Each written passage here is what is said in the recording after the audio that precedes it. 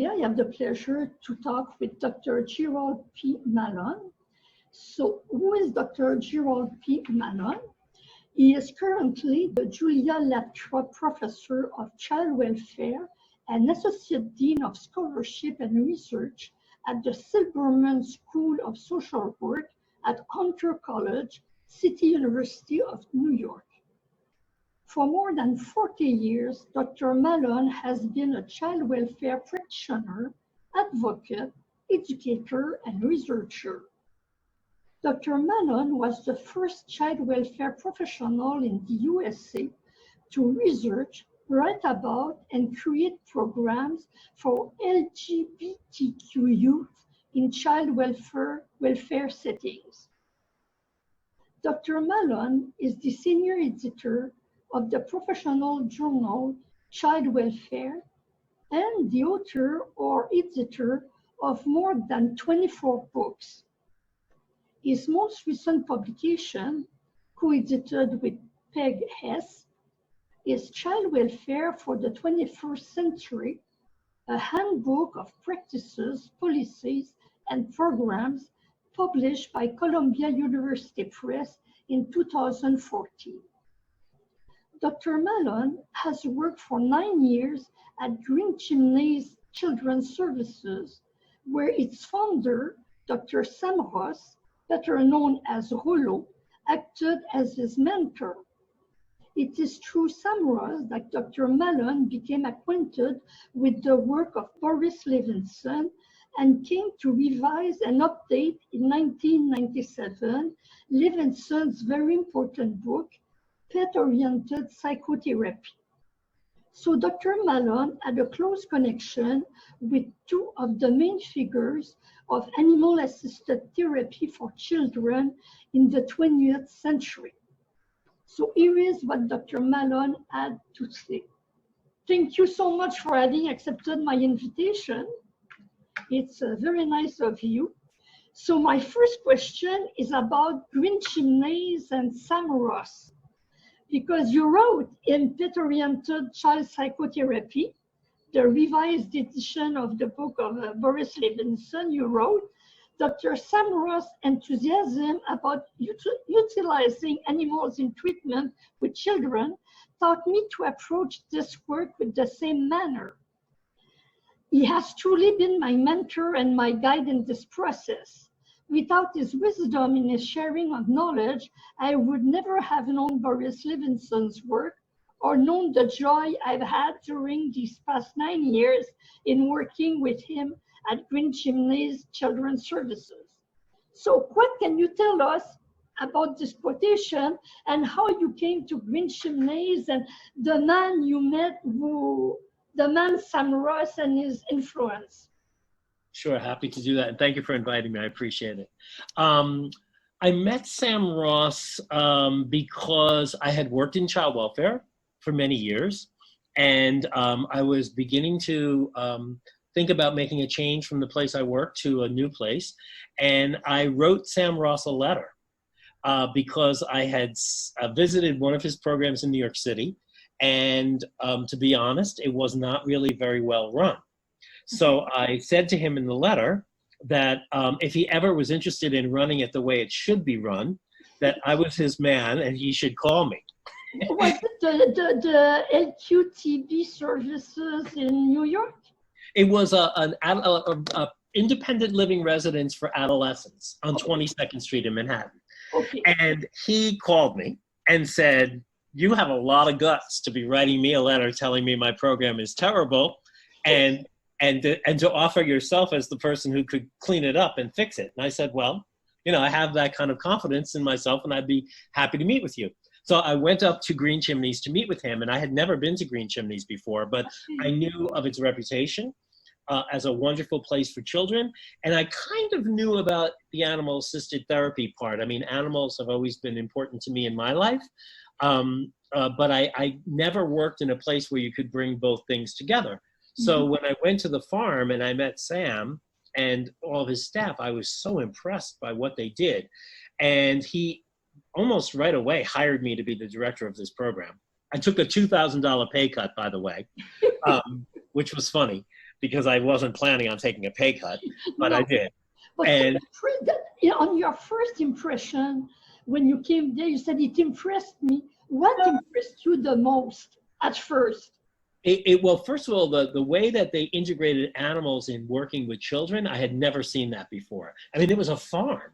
Yeah. And they had cows, and they had horses, and they had dogs, and they had all these animals. And I thought, wow, this would be a wonderful way of working with people. And one of the things he said to me when he hired me was, I want you to not only make a good program in New York, but I also want you to integrate animals into that program the way we've done it here. Of course, not cows and stuff because it's New York City, because it's right in Manhattan. But I said, sure, I'd be very happy to do that. And I did. I was really committed to doing that. And we had birds, and we had rabbits, and we had guinea pigs, and we had cats, and we had dogs, and we had hamsters. And we really did start to utilize animals in working with teenagers, which is a challenging population anyway. That was my first meeting. And I worked there for 19 years. When I wrote that book, I had only been there for 9 years. But I stayed at Green Chimneys for 19 years. Oh, okay. Yeah, that's an important information. Yeah. So when you say, what can you tell us about the wisdom of Sam Ross? Well, he was a real character. And whenever anyone met him, you realize that immediately. He did not act like any other executive director of an agency I'd ever met with. He was passionate. He was enthusiastic. He was a little bit crazy at times, I thought, and he acknowledged that himself. But I mean, it was all in the spirit of doing good work with children. He loved animals, but he loved children. Yeah. And there was always this balance of doing good by the children first and foremost, but also utilizing animals to do that. And he himself was just deeply committed to having animals. He always had a dog in his office, and and then he really started to go about speaking around the world about this issue, because Green Chimneys was really like a laboratory for many people to come and see what actually could happen when you integrated animals in a therapeutic situation with children. So he was a character, but he was a great mentor to me at that point in my life. And he was somebody who I admired his passion. Sometimes he and I didn't always agree. Sometimes he and I were kind of competitive with one another, because he was very much, the leader, and, the leader always wants to remain the leader.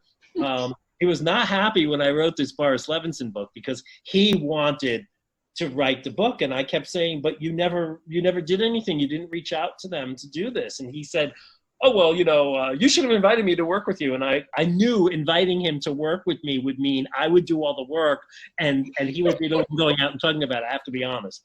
But he was a wonderful man. And I learned a lot from him and from Myra. Myra was a rock.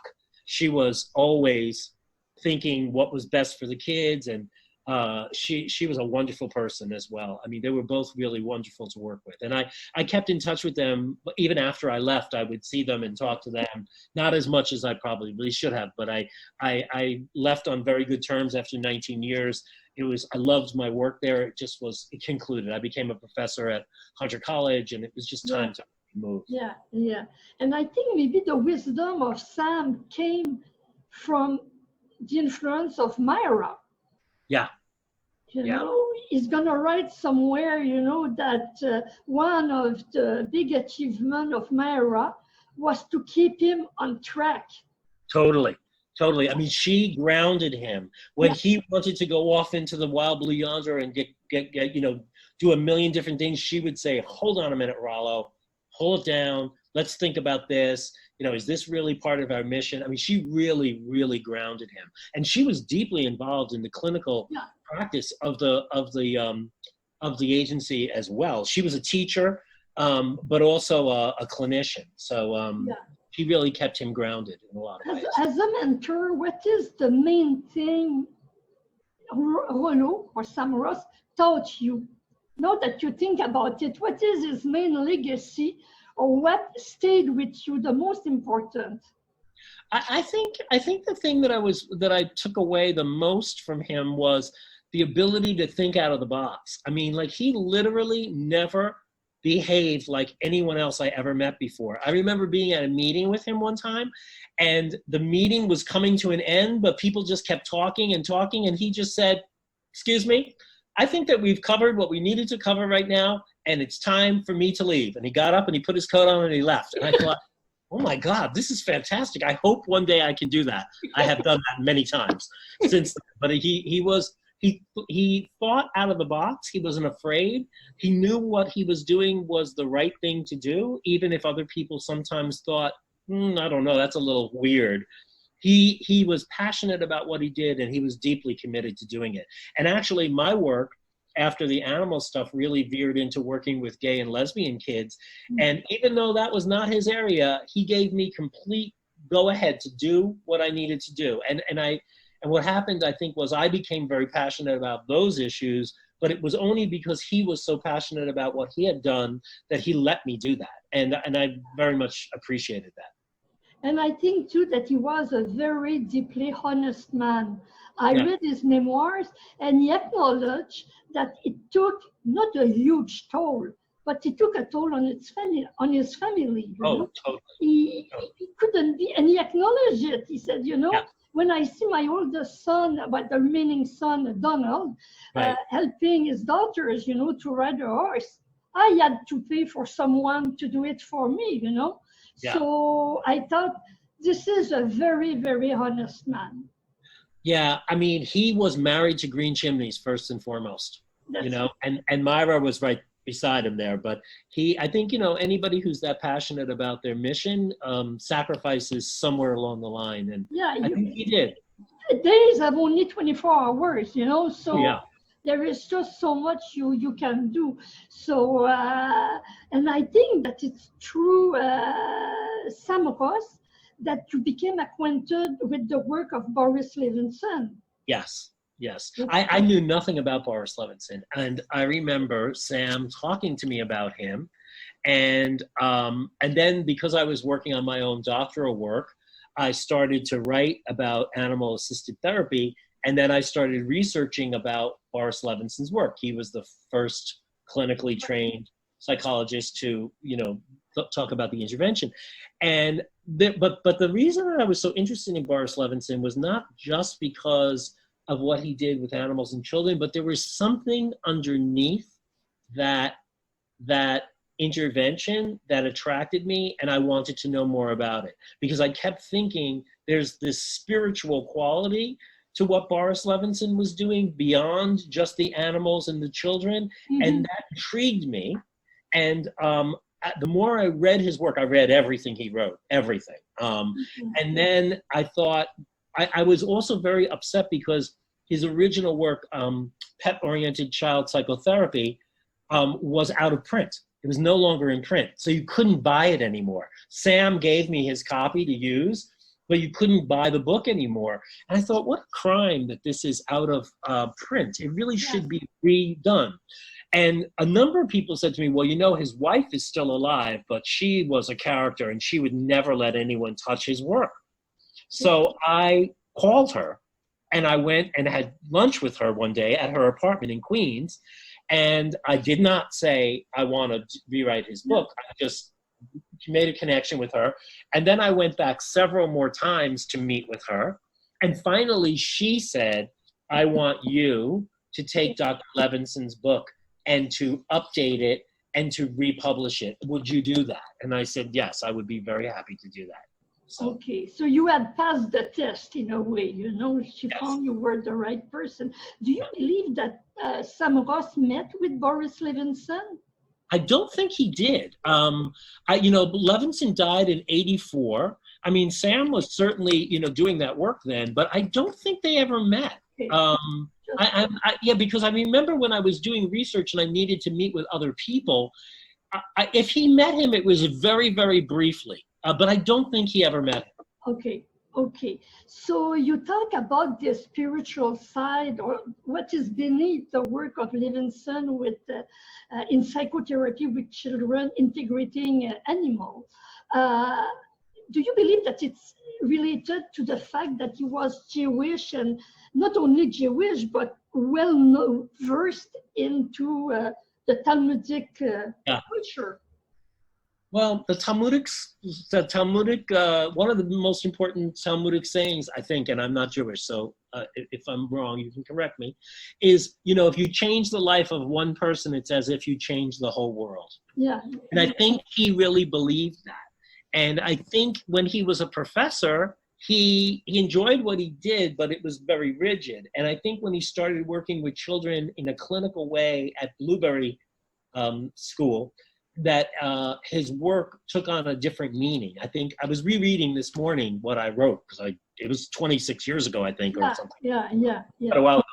And he, the idea that he said it was the most meaningful work he had ever done in his life. And he literally died while he was working with one of the children in a session. By then he was already 76 years old, so he could have retired. Yes. At the Blueberry Treatment Center, were treated children with big problems, autistic, nonverbal children, So it was a difficult work in a way. Yeah. But I think that he worked with children in his private office, and he also included animals. It was not just at the Blueberry Center. Yeah, he always had jingles with him originally, and it was a mistake, he said. He used to have jingles leave his office when a child was coming, but the first time he actually saw it happen was when this mom came early for an appointment, and she was very distressed about the behavior of her child, and was so anxious that she came early, and he didn't have time to make jingles leave, and the mom entered the office with the child, and the dog was there, and the kid immediately started sitting on the floor and playing with jingles. And the mother started to stop him, but Levinson said, leave him alone. Let's see what happens. And at that point, he started thinking about, how would you use this intervention? It was particularly useful with autistic children, nonverbal children. I mean, certainly since then, it's become much more useful with lots of populations, but that was his interest. And from that point, he started to really utilize it. What I remember feeling very bad about was when he first started to write about the intervention in scholarly ways and to go to conferences, the APA conference in 1961, I think, they laughed him off the stage. I mean, when he started talking about utilizing animals as adjuncts in therapy with children, people were guffawing in the audience, laughing at him. And he felt bad, because that's a terrible thing when you go to a professional conference and everybody's laughing at you. But he became more confident and I guess as he started to get older, he didn't care if they laughed. And he was professionally confident enough to continue to introduce the intervention. And at that point, then other people started listening. Interestingly, when I was working on my doctoral dissertation and I started initially looking at this topic, when I would present in class, all of the colleagues in the class would burst out laughing. And I would think, wow, this is ridiculous, But then the thing that would always get me is after class, they would come up to me and talk about Fluffy, their kitten, and how much they loved her and how their dog died last year and they were devastated. Well, they didn't dare to say it publicly. Yeah. So I guess that in the class or in the room, they went with the flow, but then afterward, they come to see us and say, I agree with you. And that's exactly what it was. And I think that happened with Levinson too. I think people would come to him and talk to him about how, important their own pets were as well. So. And it must have been very important to him because his book, Pet-Oriented Child Psychotherapy, is dedicated to Jingle. Yes. He called Jingles my co-therapist. Right. I found that. My co-therapist, it's almost an equal footing. Yeah. Mrs. Levinson gave me a photo of him in Jingles, and I haven't. I think you wrote to me about a photo, right? Yeah, but you didn't find it. No, I couldn't find it, but I kept looking, and I did find it, and it's home in New York. So when I get home, I'm in New Orleans right now. When I go back to New York, I'll send you a copy of it. I found what struck me in the book, too, is how, especially the part you wrote, the dichotomy or the big difference between Dr. Levinson, the professor, psychology professor emeritus at Yeshiva University, who terrified his students, you know. Yes. And the guy, the same man, with the children that he called my children at the Blueberry Treatment Center. Yeah. There's a gap there. Yeah. Do you have some kind of explanation, or what is your hunch?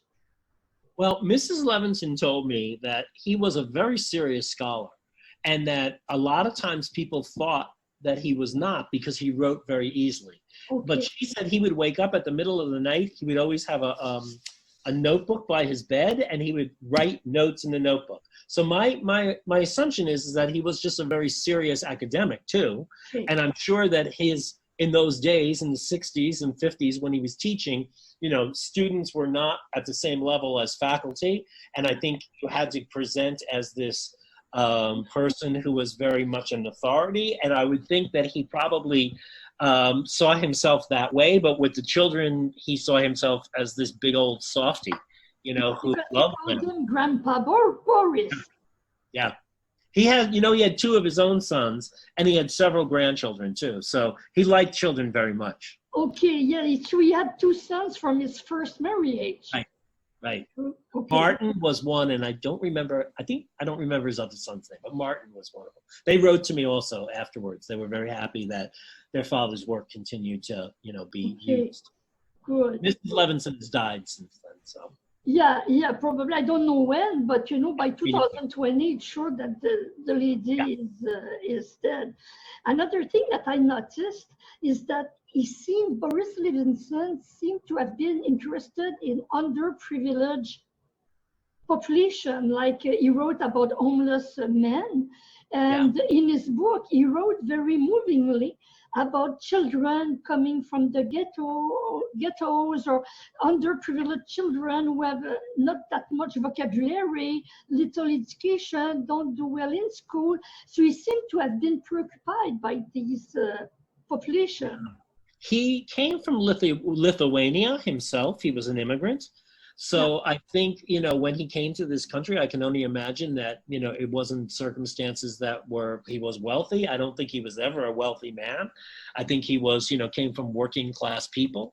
I think he lived in Brooklyn, and it was like a farming community. But I think, his passion stemmed from, his own experience of being somebody who came from meager means and, wanted to give something back to children that were similarly disadvantaged. Yeah, disadvantaged. And now, do you believe that the book Pet-Oriented Child Psychotherapy stand the test of time? Yeah, I do. I mean, I was rereading parts of it today myself and thinking, wow, it's still very much a book that can be utilized by therapists contemporarily. I mean, the language has changed a little bit. Yeah. But I think that basically the concepts of engaging clients and engaging children and, utilizing pets as adjunctive therapy, that's a co-therapist that's alive, unlike art therapy, it's static, play therapy is different, but animal assisted therapy engages another living creature. So, and dogs are so social and so interactive. I think that it's, in my own work, I've utilized dogs at times. I've utilized rabbits or cats. Cats are terrible. I'm sorry for people who love cats, but they're not very good therapists. Some are good, but you have to know the right cat. Right. Some are. Some can be. Not as easy usually as a dog, Yeah. Not. Birds are not great therapists either, generally. So there are certain ones. Rabbits are pretty good, if they sit quiet. But dogs are universally, I think, wonderful. So, yeah, I think it does stand the test of time. I think there are other people who have written, Aaron Beck and, Ketcher and Susan Cohen and a number of people, Gail Melson and, people have written wonderful work on this topic. But people always kind of go back to him as the foundation for where it all started. So I think it really holds up very well. I found interesting that, during therapy, I don't know if any other therapist does that, but he would take the dog and the child outside, and they would stop by the candy store, and then they would go from, and I thought, how many therapists do that, Maybe many, I don't know, but not enough.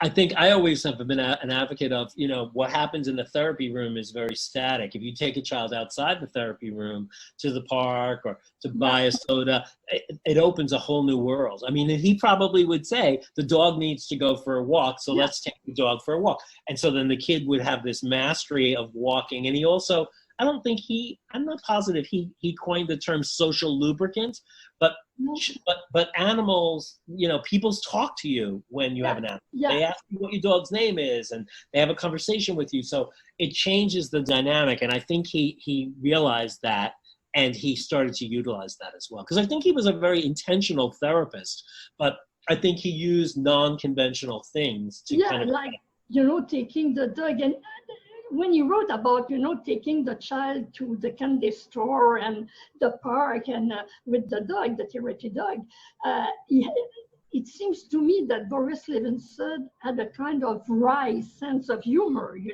a little, because he wrote, the author cannot help but to write that walking a dog is also good for the therapist.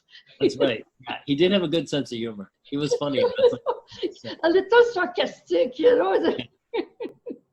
Yeah. And what do you think of what he wrote at the end? It surprised me. At the end of his book, he wrote that the best child therapist is a therapist who has children.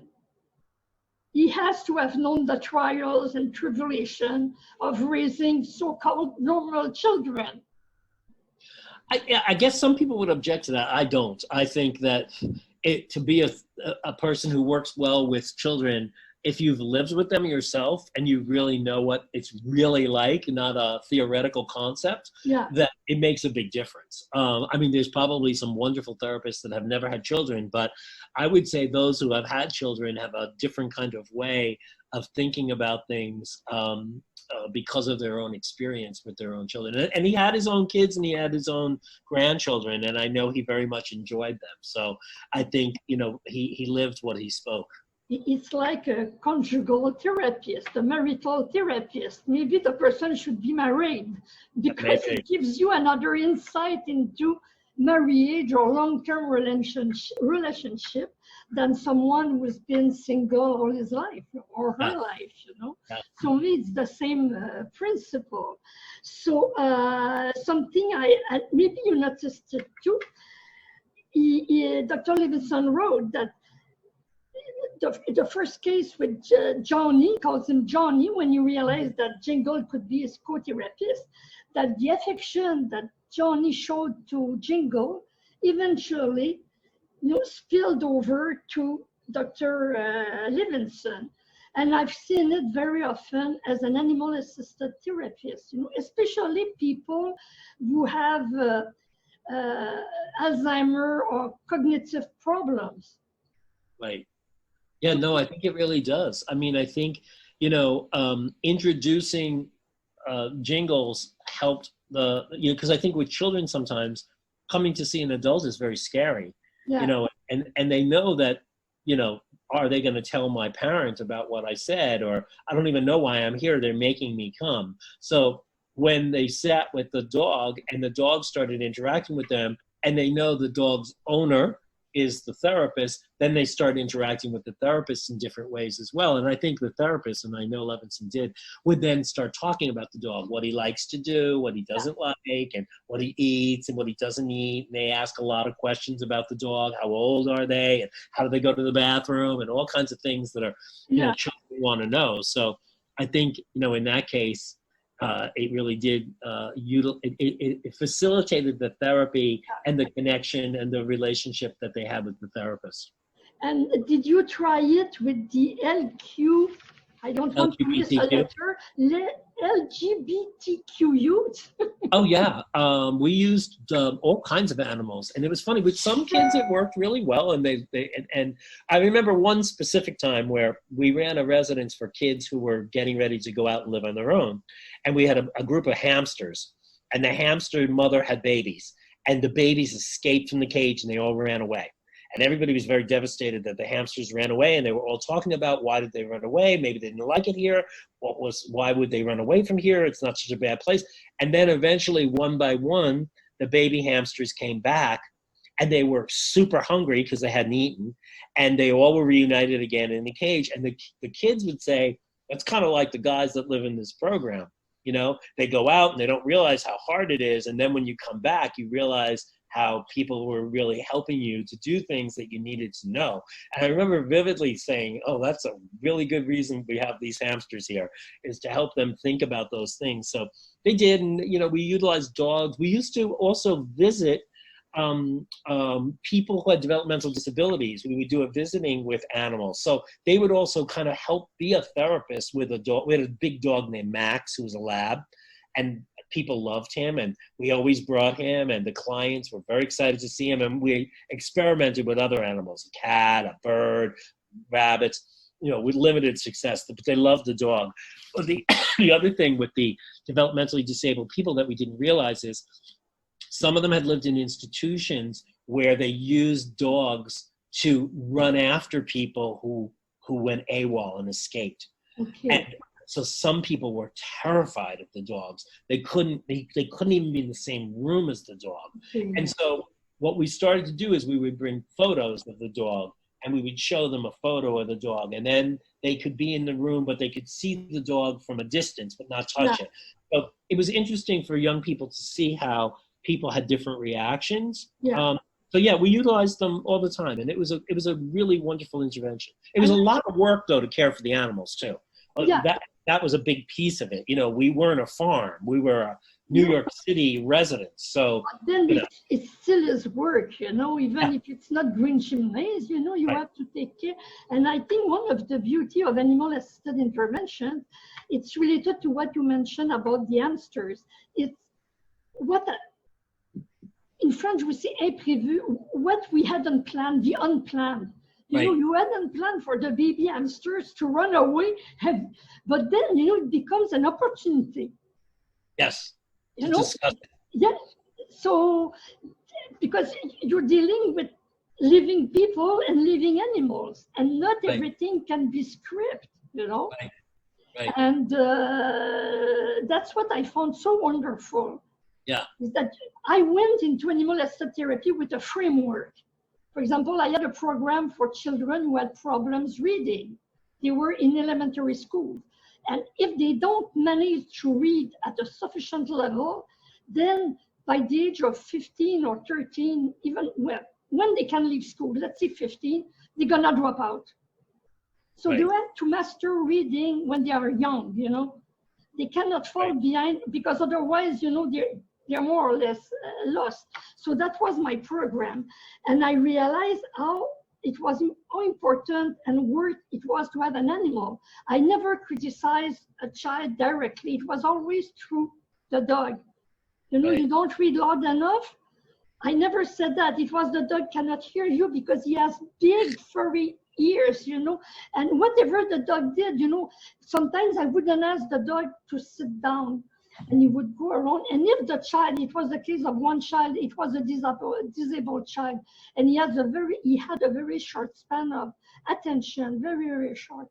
And I would talk to the dog, and I would say, if you don't sit down and if you don't concentrate, you won't understand the story, you know. And of course, the dog kept moving because I didn't tell him what I should have said, but I didn't want to say it because I wasn't talking to the dog. I was talking to the little boy. Right. If you don't sit and concentrate, you won't understand anything. So it would go on and on, maybe for 3-4 minutes, when I was blah, blah, blah, blah, blah. And you see, dog, you know, if you don't do it. And then finally, I would say, sit.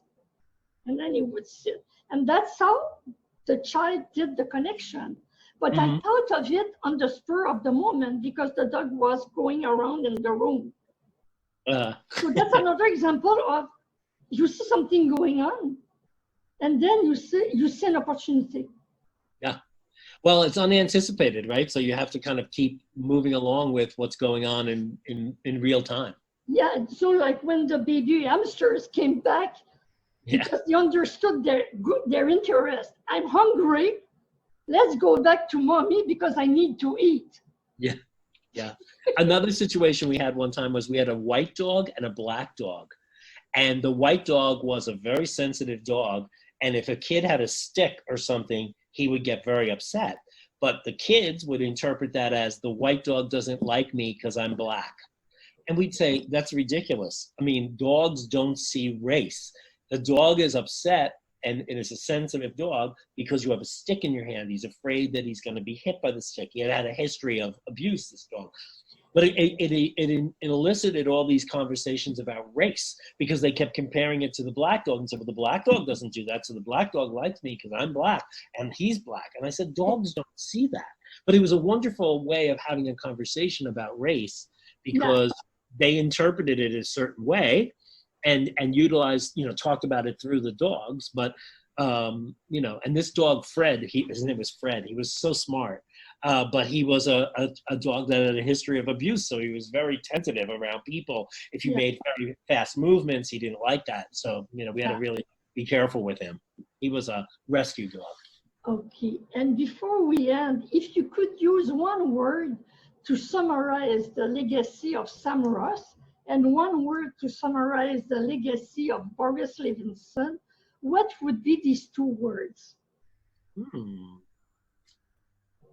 Well, it can be more than one, I'm trying to make your life easy. I think with Sam Ross, the word would be a passionate innovator. And I think with Boris Levinson, it would still be a generous spirit because there's something about, we didn't talk about it that much, but there's something underneath all of his work that I always kept feeling was deeply spiritual. There's this connection that he had with children and people and animals. And I think he felt like what he was doing, it was a mission for him. Sam too. Sam was on a mission for sure. Both of them were missionaries in some ways, but they approached it differently. Yeah. Sam was an innovator in an organization, and I think Dr. Levinson was an innovator and was passionate on an individual basis. So with that, thank you very much, Dr. Mallon. It was a pleasure to talk with you. You are the connection with two of the most important figures in animal-assisted intervention for children in the 20th century, which is something. So thank you very much and take care. Thank you. Thank you for inviting me. It was a pleasure to talk to you and nice to remember as well. Bye. Bye-bye.